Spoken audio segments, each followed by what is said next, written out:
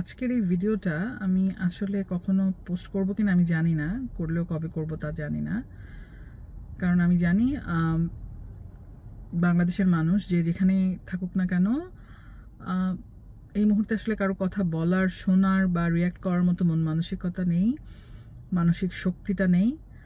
Milestone স্কুলে যেই ভয়াবহ দুর্ঘটনাটা ঘটে গেল, অন্য আর 10টা সাধারণ দিনের মতো স্কুলের বাচ্চারা, শিক্ষকেরা গিয়েছিলেন স্কুলে। তারপরে যে ঘটনাটা ঘটলো তাতে আসলে দুঃখ প্রকাশ করছি বা সমবেদনা প্রকাশ করছি, এই কথাগুলো বলা না বলা আসলে কিছু যায় আসে না, তাই ওই কথায় আমি যাচ্ছি না। কিন্তু কিছু কথা বলতে ইচ্ছা হলো বলে এই ভিডিওটা বানানো।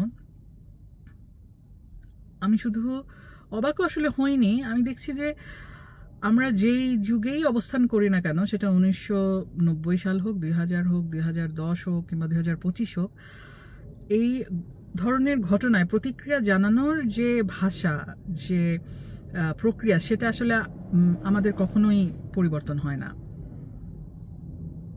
উৎসুক জনতা এ ধরনের ঘটনায় হাজার হাজার মানুষ দুর্ঘটনাস্থলে প্রচণ্ড রকমের ভিড় করে দাঁড়িয়ে থাকে। আমি জানি না তারা কি দেখতে চায়, কি করতে চায়, মানুষের সাফারিংস দেখার মধ্যে কি কোনো রকমের বিনোদন আছে কিনা সেটা আমি জানি না। কিন্তু তাদের এই ভিড় করাটা তারা খুব ভালো করেই জানে আমার মনে হয়, যে পুরো রেস্কিউ প্রক্রিয়াটাকে এবং মানুষের ভোগান্তিকে কতটা বাড়িয়ে দিচ্ছে এটা সবাই জানে। কারণ আমরা এখন আশা করছি যে আমরা এখন শিক্ষায় দীক্ষায় এবং আমরা মানে বিভিন্ন এত বেশি ইনফরমেশন পাই চারিদিক থেকে, আমরা ভীষণ সচেতন, তাই না? এই বিষয়গুলো আমরা জানি, জেনে বুঝেই করি, জেনে বুঝেই আমরা এই ধরনের ঘটনাগুলো, এই ধরনের অমানবিক কাজগুলো আমরা করে থাকি। আমি বুঝতে পারছি আমার উপস্থিতি ওখানে আরও বেশি জটিল করে তুলছে পরিস্থিতিকে, তারপরেও আমি দাঁড়াচ্ছি, কারণ আশেপাশে আরও অনেকেই তো দাঁড়িয়ে আছে, সো আমি কেন দাঁড়াবো না, এরকম একটা মনোভাব। এ ধরনের ঘটনার সুযোগ নিয়ে ব্যবসায়ীরা লাভ করার চেষ্টা করে। আমি দেখেছি, শুনেছি, আসলে দেখেছি বলা ভুল, আমি শুনেছি এবং ভিডিও দেখছি, অনেকে বলছে যে বাচ্চাদেরকে কিংবা কাউকে, আহত মানুষদেরকে সিএনজিতে করে, ট্যাক্সিতে করে হসপিটালে নিয়ে যাবে। সেখানে সিএনজি এবং ট্যাক্সি ড্রাইভাররা অসম্ভব ভাড়া বাড়িয়ে দিয়েছেন, 200-300 টাকার জায়গায় 400 টাকার জায়গায় 1000 টাকা চাচ্ছেন। ওখানে পানি পাওয়া যাচ্ছিল না, সবাই পাগলের মতো পানি খুঁজছেন এবং পানির দাম বেড়ে গেছে ভীষণভাবে। কেউ 500-600 টাকা বোতলেও পানি কিনছে। সো এই ঘটনাগুলোর সুযোগ নিচ্ছে একদল মানুষ, এবং আমরা দাবি করি আমরা ভীষণ সচেতন মানুষ, আমরা পরিবর্তন চাই, আমরা গোটা সমাজ ব্যবস্থাটা, নষ্ট সমাজ ব্যবস্থার পরিবর্তন চাই।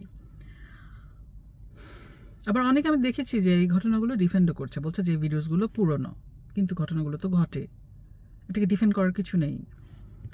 আবার যদি আপনি এই বিষয়গুলোকে সাইডলাইনেও রাখেন, ধরে নেন যে এরা সাধারণ মানুষ, এরকম ঘটনায় কিছু সুযোগ সন্ধানী মানুষ এরকম করেই থাকে, ঠিক আছে, কিন্তু আমাদের যে বিশিষ্ট রাজনৈতিক নেতৃবৃন্দ, তাদেরকে কি আপনি প্রশ্নের বাইরে রাখতে পারেন কোনোভাবে?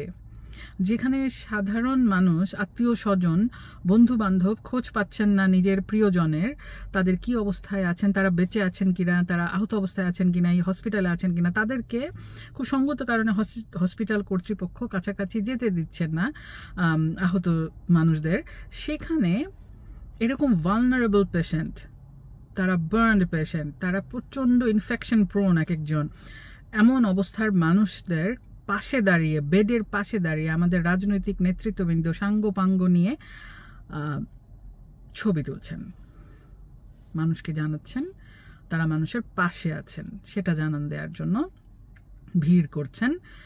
এবং সেখানে ক্যামেরা নিয়ে বিভিন্ন মিডিয়ার মানুষজন, মিডিয়া হাউসের জার্নালিস্টরা সেখানে হাজির হচ্ছেন সেটা প্রচার করার জন্য, সেই নিউজ।